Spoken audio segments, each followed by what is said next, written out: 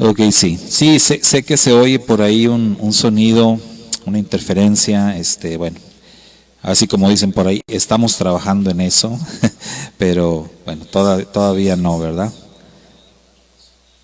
Entonces, bueno, esperemos en el Eterno que no tengamos problemas y que podamos hacer la transmisión bien. Y bueno, que el Padre Eterno también, que el Padre Eterno nos provea para poder aquí hacer algunos ajustes que son necesarios para una mejor transmisión.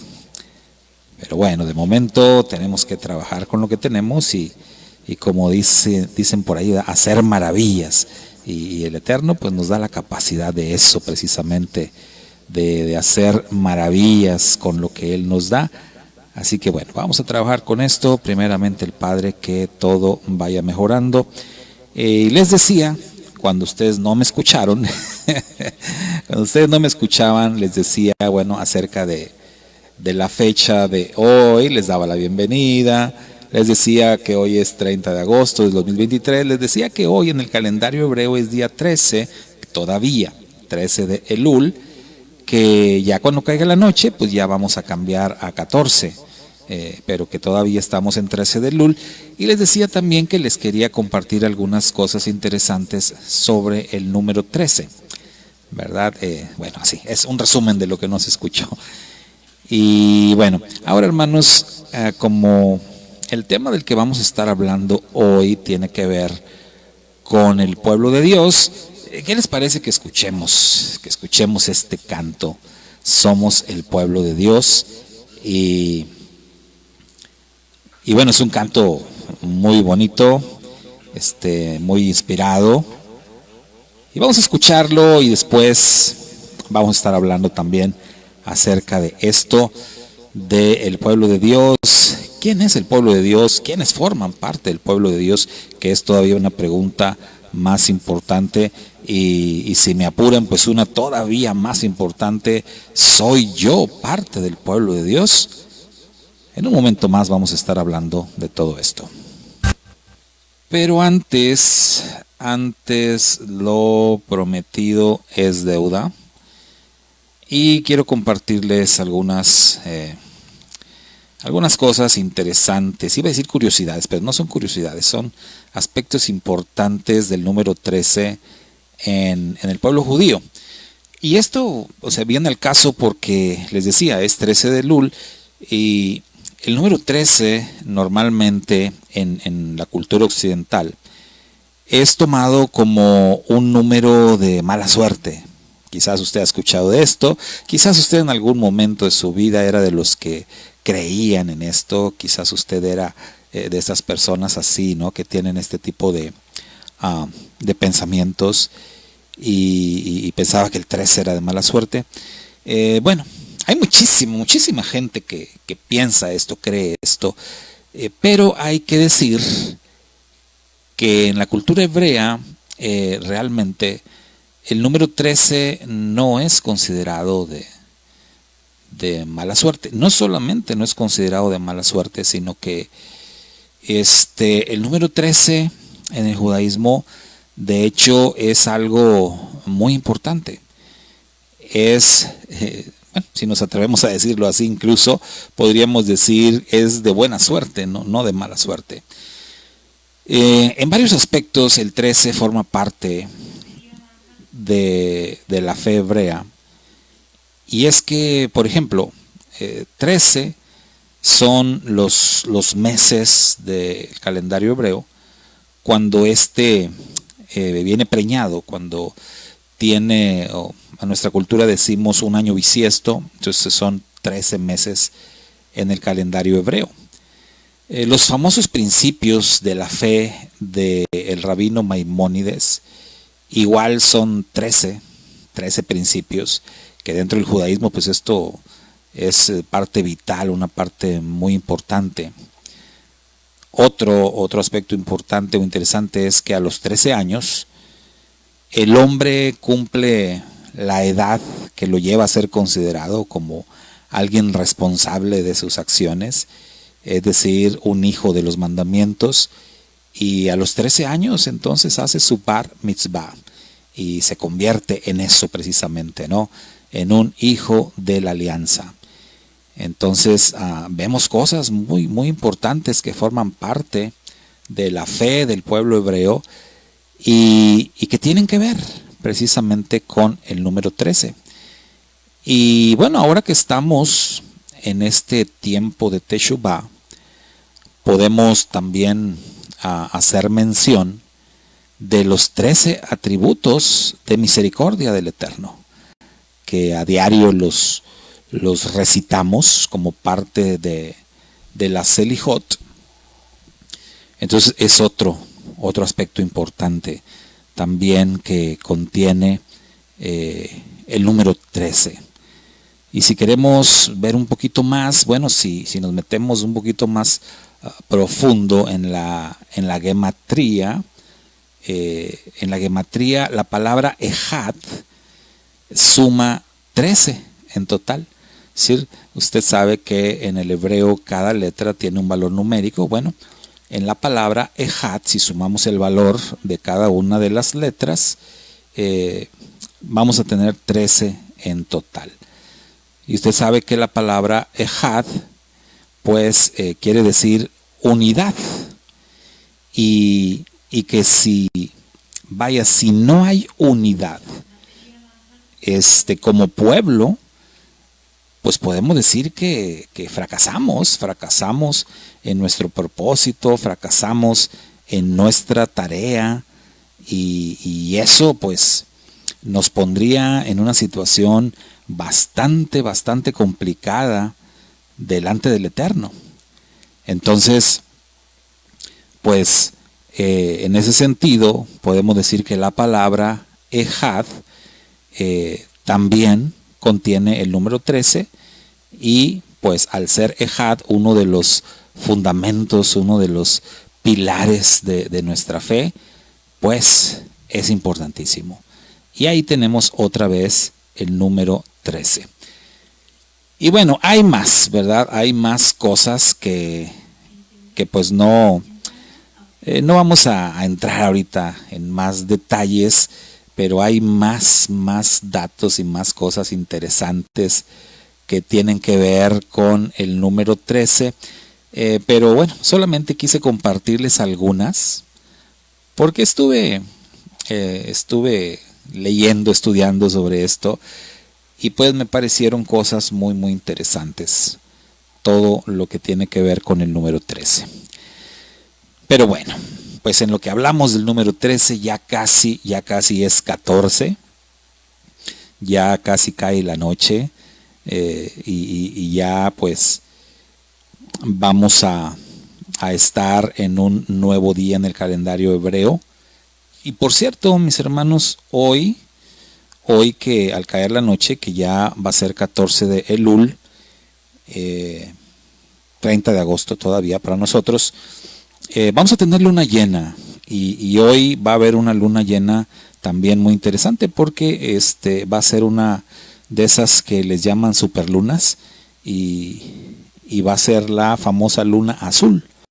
Así que pues si usted tiene oportunidad de salir y de mirar al cielo en un ratito más, ya que empiece a caer la noche y que aparezca la luna, pues esperamos tener la bendición de observar esta superluna azul, y bueno, contemplarla y alabar al Eterno, ¿verdad? Porque Él es fiel, y porque Él ha puesto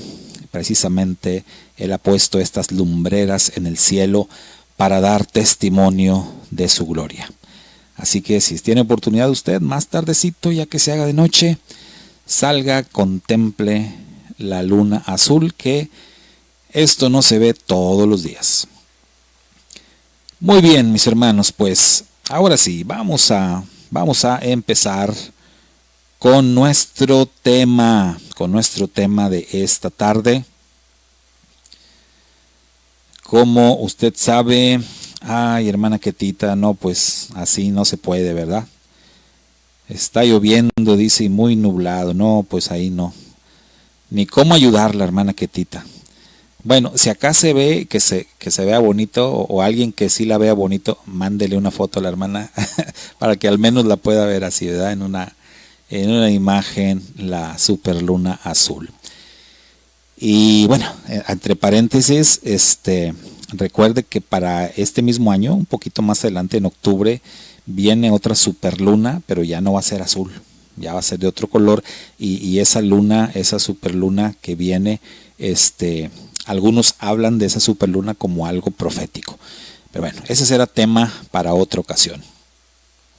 Bien, el tema que nos ocupa el día de hoy, mis hermanos, tiene que ver con identidad, vamos a decirlo así.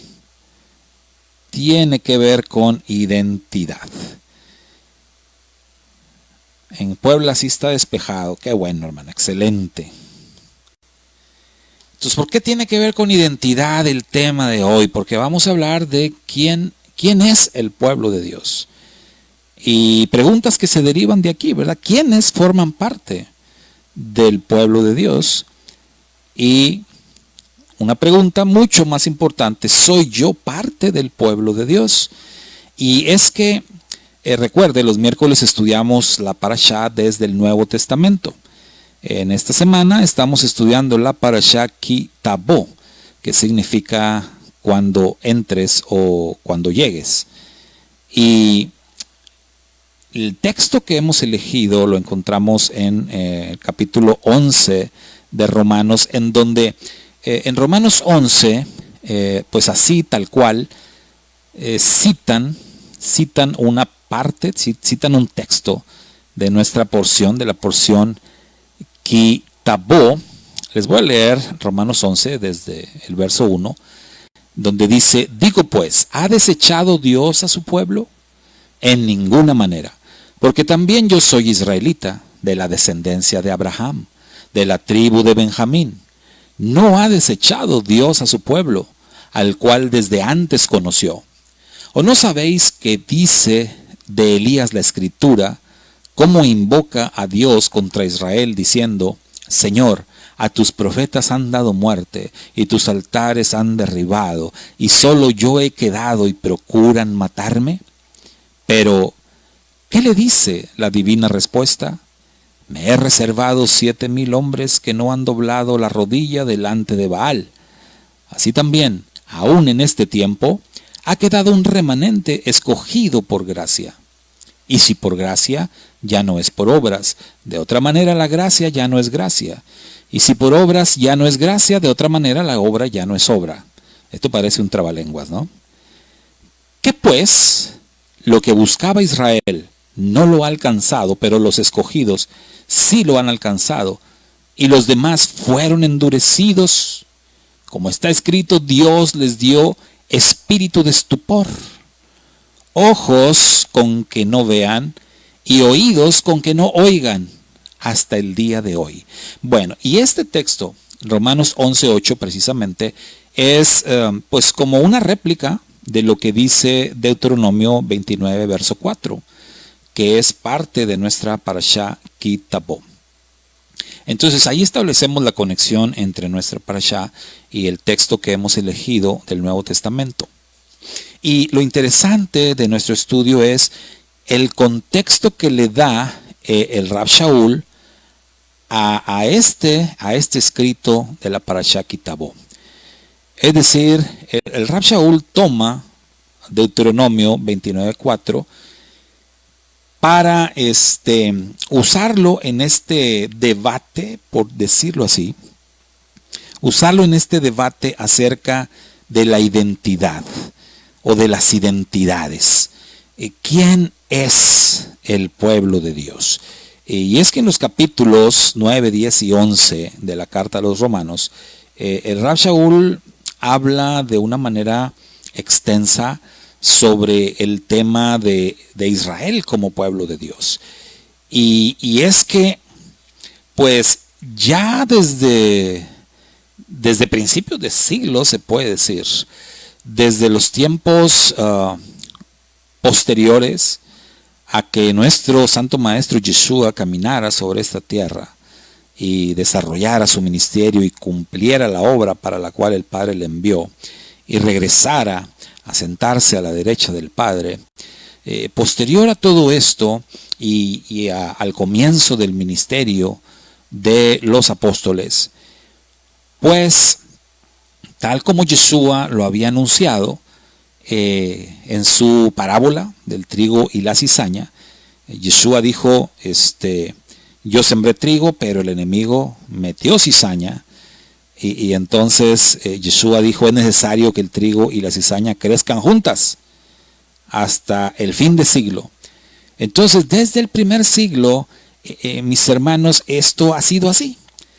Desde el siglo primero, desde el principio de que empezaron los discípulos a cumplir con su tarea, siempre ha habido trigo y cizaña. Es más, incluso antes, porque Yeshua dijo, no los escogí yo a todos ustedes y uno de ustedes es diablo, refiriéndose a Judas Iscariote. Entonces quiere decir que ya entre los apóstoles había uno que no pertenecía al grupo. Había 11 buenos y uno malo. Entonces esto siguió, esta tendencia siguió y lamentablemente creció. Y a través de la historia ha ido creciendo de manera que de pronto ha sido a la inversa. Es decir, en ese grupo pequeño de los apóstoles la mayoría eran buenos, había uno solamente malo.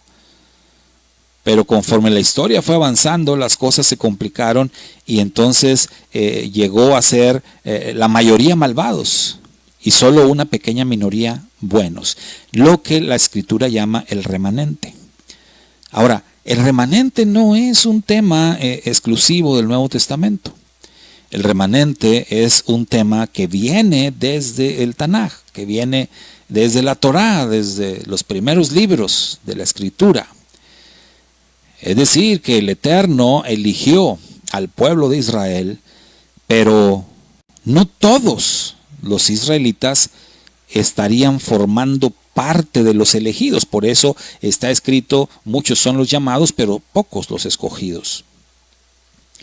Y de eso precisamente también habla nuestra parashá. Incluso hay una de las reflexiones que compartí con ustedes, en donde hablamos de los requisitos para que puedas formar parte del pueblo elegido. Y esos requisitos que mencionamos son callar, escuchar y obedecer. Para que tú puedas realmente aspirar a formar parte del pueblo elegido, tienes que llenar estos requisitos, tienes que saber quedarte callado, escuchar con atención y obedecer. Y por supuesto eso implica, el escuchar implica entender lo que estás escuchando. Y obedecer pues también implica que entendiste. Entonces, esos son los requisitos y eso es mencionado en nuestra parashá y en la porción Kitabo, pues se habla precisamente de que pues Israel, no todo Israel, desgraciadamente, llegó a ser parte del pacto o llegó a entrar en pacto, porque muchos se desviaron. Entonces, este es un problema que ha venido desde siempre. Pero el Eterno mismo dice que Él siempre se ha reservado un grupo pequeño que conocemos como el remanente de Israel. Entonces, siempre ha habido un remanente de Israel. Esto no es un concepto nuevo a partir de los tiempos de Yeshua, sino es algo que ya venía desde mucho antes. Por eso el planteamiento que nos hacemos es, ¿quién es el pueblo de Dios? ¿Quiénes forman parte de ese pueblo? ¿Y soy yo parte de ese pueblo? Porque mire, en su momento, cuando Israel, y lo hemos hablado en muchas ocasiones, cuando Israel fue liberado de Egipto, Israel salió de Egipto, pero Israel no salió solo de Egipto. La Torá da testimonio de que mucha gente de otras naciones, una muchedumbre, una chusma, como dicen algunas versiones, salió juntamente con ellos. Y allá en el Sinaí, cuando entraron en pacto, Moisés le preguntó al Eterno, ¿qué va a pasar con toda esta gente que no son descendientes de Abraham, pero pues que se nos pegaron, que se salieron con nosotros de Egipto? Y el Eterno les dio la bienvenida y el Eterno dijo, pues, si quieren ser parte del pueblo, son bienvenidos, nada más que van a tener que entrar en pacto exactamente igual que todos ustedes, y una misma Torá va a regir tanto al nativo como al extranjero. Y de esta manera, aquel Israel que estuvo en el Sinaí y que escuchó la voz tronante de Dios y que entró en esa relación de pacto con el Eterno, era un Israel mezclado, era un Israel que incluía nativos, es decir, descendientes directos de Abraham, Isaac y Jacob, pero también incluyó a gente de muchas naciones. Aquello era obviamente un evento profético, mis hermanos, un evento maravillosísimo. Pero pues ese fue el Israel original, un Israel conformado por muchas naciones juntamente con Israel, y entraron en pacto con el Dios de Israel. Ahora, la Torá da testimonio que desgraciadamente después fueron precisamente esa gente de otras naciones quienes llevaron a Israel a tropezar muchas veces en el camino del desierto. ¿Por qué? Bueno, pues porque ellos sí realmente tenían otras costumbres, tenían otros hábitos, tenían otra fe. Obviamente se supone que ya habían renunciado a todo eso, pero cuando el Eterno dice en Deuteronomio 29:4, dice ahí que el Eterno todavía no les ha dado la capacidad de ver las cosas, de oírlas, es decir, de entenderlas. Pues se refiere a eso, a que todavía no habían alcanzado el nivel espiritual y que no habían alcanzado la madurez para llamarse el pueblo de Dios, el pueblo del Eterno. Recuerden ustedes que desde el principio el Eterno les dijo allá en la montaña del Sinaí, todo lo que el Eterno dijo ahí en el Sinaí es clave. Éxodo 19 y Éxodo 20 es clave para entender la fe, y la fe bíblica, la fe verdadera, para entender estos conceptos de los que hablamos y para dar respuesta a estas preguntas que nos estamos planteando. ¿Quién es el pueblo de Dios? ¿Quiénes conforman el pueblo de Dios? Y soy yo parte del pueblo de Dios. Éxodo 19 y 20 son claves, y es que el Eterno ciertamente prometió muchas cosas, pero muchas de esas cosas el Eterno las condicionó. O sea, el Eterno decía, tú serás mi pueblo y tú serás mi especial tesoro entre todas las naciones de la tierra, si dieres oído a mi pacto. O sea, si prestas oído a mis palabras y si tú haces lo que yo te ordeno. ¿Se da cuenta? Entonces, esto realmente, esto de ser parte del pueblo elegido, está condicionado por el Eterno mismo. Entonces, no eres tú, mi hermano, quien decide, no soy yo quien decide, no son los concilios eclesiásticos, no son las religiones ni las denominaciones quienes toman la decisión. Sin embargo, a través de los siglos siempre ha estado esa discusión. Siempre ha existido ese debate acerca de quién es el pueblo de Dios. Y no vamos a hablar del debate de quién es el Dios verdadero, ¿verdad? Porque imagínense, hay tantas religiones o tantos países en el mundo, tantas culturas antiguas con tantos dioses inventados que bueno, pues sería necio meternos en esa discusión. Nosotros creemos en el Dios de la Biblia, creemos en el Dios de Abraham, de Isaac y de Jacob, y estamos firmemente seguros, lo creemos con perfecta fe y así lo declaramos, de que este es el único Dios verdadero y no hay otro. No hay otro fuera de él. Entonces, eso no está a discusión, sino más bien, ¿quién es el pueblo de este Dios verdadero? quienes conforman el pueblo de este Dios. Entonces Él es el que pone las condiciones. Él es el que dice quién sí y quién no. Y sin embargo ha habido debates, ha habido discusiones siempre a través de la historia, ha habido descalificaciones, incluso dentro del mismo pueblo de Israel. Recordemos, en la Torá, pues recordemos el tema de Koraj, la rebelión de Koraj, que de alguna manera esa rebelión de Koraj precisamente tenía que ver con descalificaciones, ¿no? Porque a la vez que Koraj decía, yo estoy calificado para ser el líder del pueblo, entonces él automáticamente descalificaba a Moisés como líder y a Aarón. Y él decía, yo estoy listo para tomar el mando. Entonces la rebelión de Koraj de alguna manera nos habla de una pugna interna en el pueblo de Israel, nos habla de un debate en donde pues el pueblo se dividió de alguna manera. Posteriormente, en la frontera de la tierra prometida, el pueblo se volvió a dividir. Y muchas veces en la historia del pueblo de Israel, el pueblo se dividió de diferentes formas. Josué, cuando declaró, mi casa y yo serviremos al Eterno, él está poniendo las condiciones de una división. Y él dice, hay que tomar decisiones. Y vamos a ser ejad, o sea, vamos a estar todos unidos de un solo lado, o los que no quieran estar aquí, pues vámonos. O sea, váyanse para allá. Quédense allá del otro lado del río y sirvan a los ídolos. Entonces, de alguna manera, ahí también se está hablando de una división. Entonces, muchas veces en la historia del pueblo de Israel se ha discutido de este tema. Por supuesto, tenemos la gran división cuando Israel se dividió en 2 reinos y que las 10 tribus del norte dijeron, ¿qué tenemos que ver nosotros con la casa de David? Nada, Israel, a tus tiendas, vámonos. Y ya no quisieron tener nada que ver con la casa de David. Ellos, al rechazar la casa de David, están rechazando al Mashiach.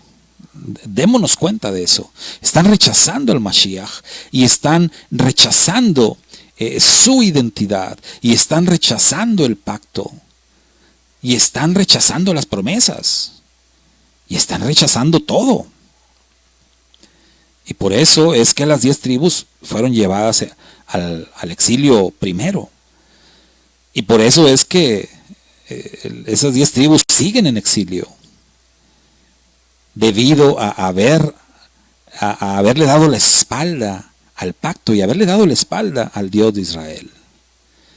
Entonces, esa gran división del reino fue muy importante. A partir de ese momento, la casa de Judá o reino del sur dio por hecho que las 10 tribus del norte ya no eran pueblo de Dios. Entonces ellos decían, ya nada más nosotros somos el pueblo de Dios. Ya nada más Judá y Benjamín, los que quedamos, nosotros somos el pueblo de Dios.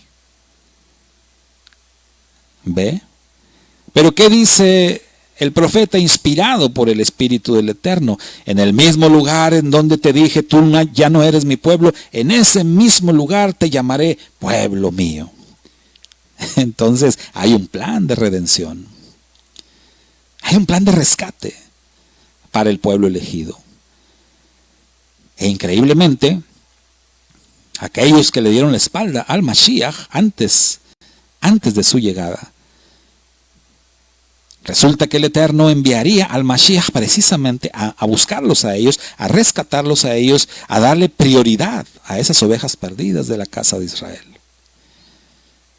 Esto es increíble, ¿no? Esto es tremendo, pero así es el Eterno. Así es su misericordia. Y así son sus planes y sus pensamientos. Altos y profundos. Mucho más de lo que nosotros podemos conocer. Y entonces, la casa de Judá se quedó pensando que ahora ellos y solamente ellos eran el pueblo de Dios. Pero ¿cuándo vino el Mashiach, Yeshua?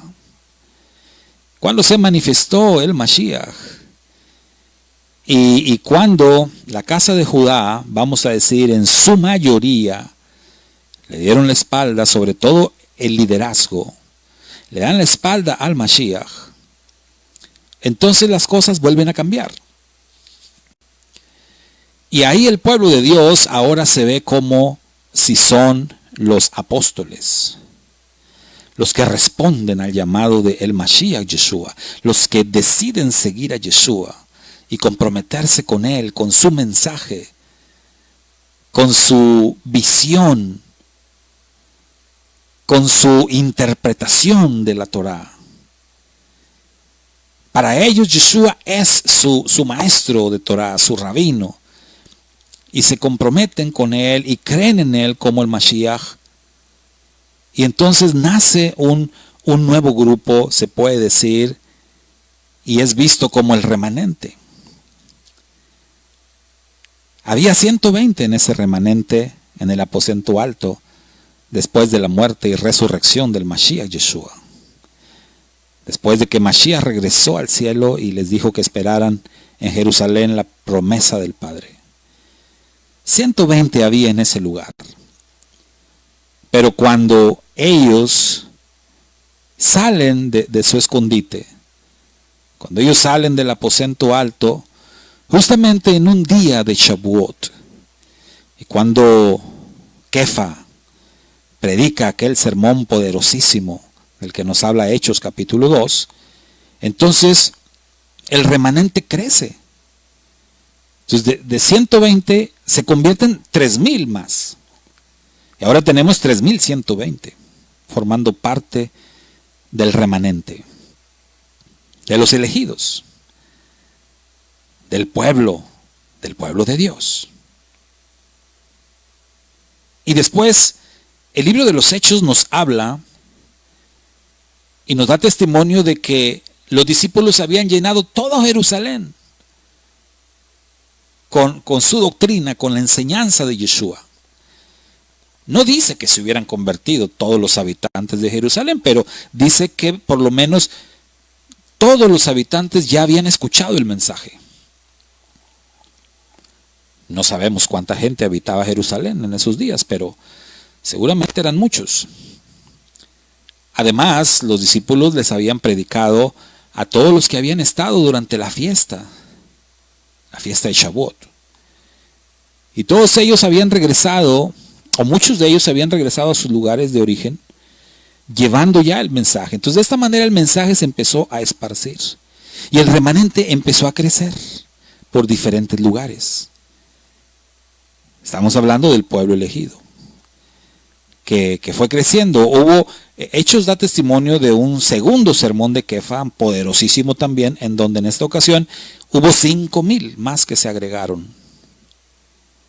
Entonces el número de los creyentes ya estaba siendo un número bastante significativo, bastante importante.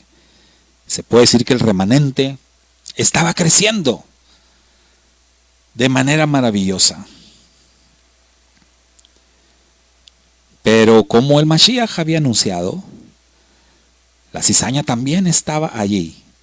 Ya había infiltrados.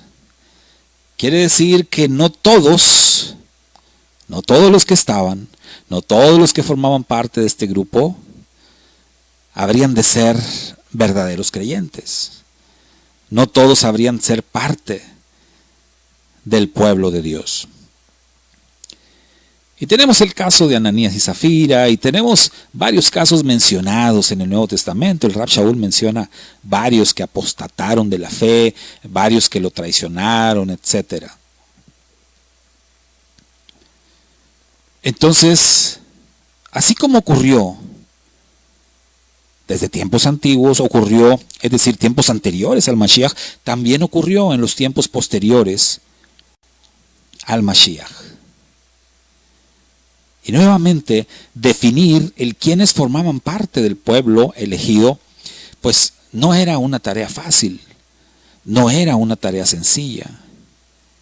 El Rab Shaul, escribiendo a la congregación de Corinto, nos permite ver que la congregación de Corinto era una congregación bastante conflictiva, en donde en algunas partes de la carta pareciera que el Rab Shaul les habla como si no fueran creyentes.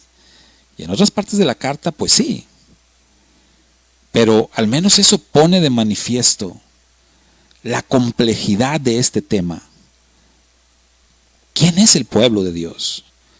¿Y quiénes conforman al pueblo de Dios? Es un asunto difícil, es un asunto complicado. Y más cuando vemos que el Eterno mismo, le dio a su pueblo, dice esta versión de Romanos 11, un espíritu de estupor, ojos con que no vean y oídos con que no oigan hasta el día de hoy. Y este texto de Romanos 11 ha sido muy mal entendido. Y muchos pues lo han visto así, para hacer una separación entre Israel y la iglesia. Y decir, bueno, es que Israel tiene su propio plan de redención, pero no es parte de la iglesia. Y entonces esa doctrina hace ver como que hay dos pueblos elegidos, o sea, Israel es uno, pero la iglesia es otro, o que hay un Israel físico y hay un Israel espiritual, y cosas así, doctrinas extrañas que no son bíblicas, por supuesto. Y entonces necesitamos realmente leer y entender, poner mucha atención, y sobre todo pensar con una mente hebrea, porque pues la Biblia es un libro hebreo. Y uno de los principios que establece el Rab Shaul en esta carta y en estos capítulos es que el Eterno no ha desechado a su pueblo. Jamás. Pero la pregunta sigue ahí. ¿Quién es? ¿Quién es el pueblo? Porque es fácil decir Israel. Sí, pero el concepto de Israel, vamos a hablar en términos de nación. Israel como nación es un concepto muy amplio, muy grande, y que abarca muchísimas personas a través de muchísimas generaciones. Pero el concepto de Israel, entendido desde otra perspectiva, por ejemplo, desde su significado. ¿Qué significa Israel? De una manera sencilla, el que vence con Dios. Vencedor. Israel es un vencedor. Y el Rab Shaul lo va más allá y dice, somos más que vencedores. Entonces, el pueblo de Dios es el pueblo de Israel, pero son aquellos de Israel que son vencedores. Y para ser un vencedor, ¿qué se necesita? Estar en batalla, participar en la batalla. Porque si no estás en la batalla, pues no hay manera de que ganes, ¿no crees? Hay que estar ahí, hay que estar peleando, hay que estar luchando para poder ser reconocido como un vencedor. Entonces, de entrada, ¿quiénes forman parte del pueblo de Dios? Pues aquellos de Israel que van a estar en la batalla, sí, y que van a vencer. Ya hablamos en una ocasión anterior de contra quién es nuestra batalla, contra quién estamos en lucha. Y entonces esto se trata de vencer. De otra manera, o planteado de otra manera, nadie puede decir que es parte del pueblo elegido hasta que no alcance la victoria. Esto es así. O sea, nadie puede decir, porque cuando ya nos hacemos la pregunta personal, ¿soy yo parte del pueblo de Dios? Y puedo decir que sí, por fe, teniendo una fe muy grande. Pero una fe verdadera es aquella que está fundamentada en la obediencia. Entonces yo no podría decir que sí soy parte del pueblo de Dios si soy un desobediente a sus mandamientos. O puedo decirlo, ¿verdad? Pero pues voy a quedar como un mentiroso y como un hipócrita delante de aquellos que conocen la Escritura. Entonces nadie puede realmente decir que es parte del pueblo de Dios si no ha alcanzado la victoria. Y sobre ese particular, el mismísimo Rab Shaul, conocido como Pablo entre las naciones, escribió algo muy interesante. Él dijo, no que lo haya alcanzado ya, ni que sea perfecto,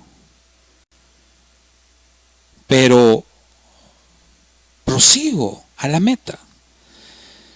O sea, sigo adelante, sigo luchando, sigo en la batalla. Aún no lo alcanzo, no puedo cantar victoria. En varias ocasiones, si usted ha leído todos los escritos del Rab Shaul, en varias ocasiones en sus escritos el Rab Shaul pone en duda este tema sobre sí mismo. Es decir, él no podía asegurar ser parte del pueblo elegido. En este capítulo 11 él está hablando de que para aquellos que decían que Dios desechó a su pueblo, y él dice, de ninguna manera, yo mismo soy parte de ese pueblo. Si Dios desechó a Israel, pues me desechó a mí. Y en ese sentido él se incluye como parte de Israel, pero en otros textos él realmente no se permite asegurar de ninguna manera que él haya alcanzado ese privilegio. Planteándolo de otra manera, como la mayoría en el mundo cristiano lo entiende, ser salvo o no ser salvo.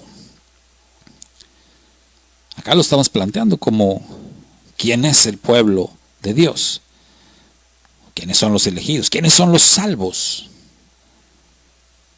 quiénes forman parte del grupo de los salvos. ¿Soy salvo yo o no soy salvo? El Rab Shaul ponía en duda este tema y varias veces lo puso en duda, porque él entendía que para estar firmemente seguro sobre este tema tienes que llegar a la meta, tienes que alcanzar la victoria. Tú puedes tener una buena actitud y eso definitivamente es bueno. Tú puedes tener la mejor de las actitudes, tú puedes estar plenamente convencido y eso también es muy bueno. Tú puedes estar plenamente convencido de tu fe, de tus convicciones. Tú puedes decir, como muchos dicen, ¿no? Ya me vi. Tú puedes verte ya. Y eso es bueno. Pero eso no cambia en nada que la verdad de las Escrituras es que nadie puede estar seguro de esto hasta alcanzar la meta. Hasta llegar a la meta. Hay una sola ocasión en donde el Rab Shaul dice que él ya llegó a la meta. Y es en la segunda carta a Timoteo. Ahora hay que entender el contexto. Y él mismo dice, yo ya estoy para ser sacrificado. Entonces cuando él escribió esas palabras, él prácticamente estaba a las puertas de la muerte. O sea, si lo quieres ver así, piensa que él escribió esa carta y ese día lo iban a ejecutar, o quizás al día siguiente. Yo estoy para ser sacrificado. Entonces por eso él decía, yo ya terminé. Para mí ya no hay más que hacer. Me esforcé, luché, obedecí hasta donde pude. Me esforcé en hacer todo lo que tenía que hacer. Ya no hay más para mí. Yo ya acabé, yo ya llegué a la meta. Y por eso él lo decía así. Entonces nadie puede estar plenamente seguro de esto hasta llegar a la meta. ¿Quién es el pueblo de Dios? Es Israel. Eso no está a discusión. No hay otro pueblo, solo Israel es el pueblo de Dios. Pero aún dentro de Israel, ¿quiénes forman parte del pueblo de Dios? El remanente, los escogidos, los obedientes, los que se mueren en la raya, los que son fieles al Eterno. Y eso solo deja la pregunta final. ¿Soy yo parte de ese pueblo? Bueno, pues examina las respuestas, examina las condiciones que el Eterno ha puesto, que el Eterno ha dado, y examínate a ti mismo, mi hermano, mi hermana. Y si estás cumpliendo con las condiciones dadas por el Eterno, entonces puedes decir, pues sí, tengo la esperanza de yo formar parte del pueblo elegido. Tengo la esperanza de ser parte del remanente. O puedes decir, estoy seguro, no pasa nada. Pero recuerda que la Escritura dice que el que persevere hasta el fin, ese es el que será salvo. Entonces hay que llegar a la meta. Como decía un buen amigo, esto de comprometerse con el Eterno y entrar en pacto con el Eterno, esto no es una carrera de 100 metros planos, esto más bien es un maratón de por vida. Tienes que ser fiel al Eterno todos los días de tu vida. No solamente los Shabbat, no solamente los días de santas convocaciones, no solamente los lunes o los jueves, no, todos los días de tu vida. Solo así se puede llegar a la meta. Solo así se puede alcanzar ese altísimo privilegio de ser un elegido y de ser parte del pueblo de Dios. Pues este es el tema, mis hermanos, del cual quería compartirles este día. Quiera el Eterno que haya traído bendición para cada uno de nosotros, que haya traído puntos de reflexión, que haya traído también desafíos, que nos haya llevado a decisiones, ajustes, a cambios, que de eso siempre se trata. Recuerde que el Eterno nos está perfeccionando, el Eterno sigue trabajando con nosotros. Hermana Ketita, dice Elías, ¿qué nos dice a dónde fue en su carro de fuego? Bueno, pues la Escritura no dice, ¿verdad? Entonces, está de más lo que yo diga. Fíjese, me acordé de un gran predicador de hace algunos siglos que es muy popular, incluso escribió algunos comentarios de la Biblia. Su apellido es Modi, y este comentarista de las Escrituras tenía una frase muy, muy buena. Él decía: donde la Biblia habla, yo hablo. Cuando la Biblia calla, yo callo. No falla, ¿verdad? Este es muy, muy buen consejo de parte de Modi. Entonces, la Biblia no habla de eso, no nos dice a dónde se fue Elías. Podemos especular, ¿verdad? Podemos pensar, porque lo que sí dice la Biblia, lo que sí dice es que Elías apareció después, lo cual quiere decir que no fue llevado al cielo ni mucho menos. Además, está escrito: nadie subió al cielo sino el que descendió del cielo. Entonces, esas palabras ya echan por tierra la suposición de que Elías haya sido llevado al cielo, o de que Enoc haya sido llevado al cielo, como muchos creen, porque la misma Escritura dice: nadie subió al cielo sino el que descendió del cielo. Entonces, a ese punto de la historia, nadie había subido al cielo.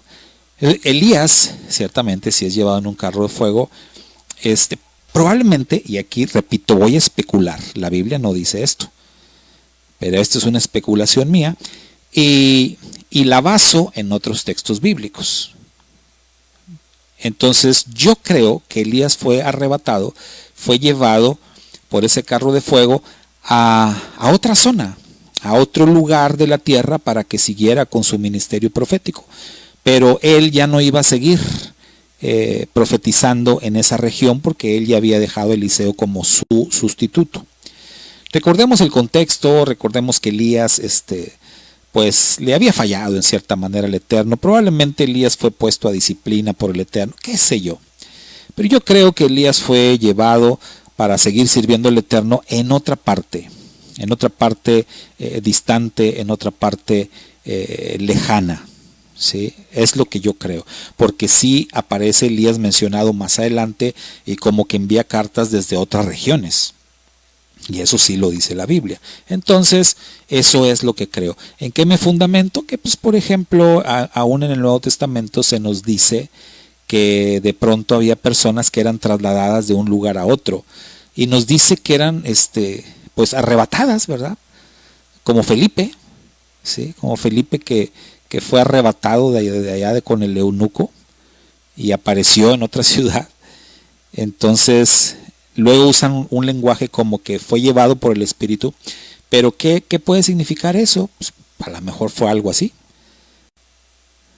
Y la cosa es que Elías sabemos que fue arrebatado en un carro de fuego porque el Eterno quiso que Eliseo lo viera. Pero realmente ese tipo de cosas nadie las veía. Nadie las veía. Por eso Elías le dijo a Eliseo, mira, pues si puedes ver cuando me vaya, quiere decir que tu petición fue contestada. Si no, pues no. Entonces normalmente esas cosas no era como algo visible para el ojo humano. Y ahí es donde yo me fundamento, ¿verdad? Pero bueno, repito, esto es una suposición. Espero haber aclarado un poquito el pensamiento a nuestra hermana Ketita. Y hasta aquí vamos a dejarle, mis hermanos. Lo más importante de todo esto es que usted y yo nos consideremos parte del pueblo de Dios, que luchemos, que nos esforcemos, que nos comprometamos en el día a día para alcanzar ese estatus y para llegar a la meta. Eso es lo más importante. Que el Padre Eterno me los bendiga mucho de manera rica y abundante. Bendiciones del Eterno para todos. Espero que próximo viernes, al caer la tarde, podamos volver a estar reunidos. Y para los que se levantan tempranito, bueno, tenemos una cita mañana por ahí de las 5 de la mañana para continuar con las Selijot. Shalom, shalom y bendiciones.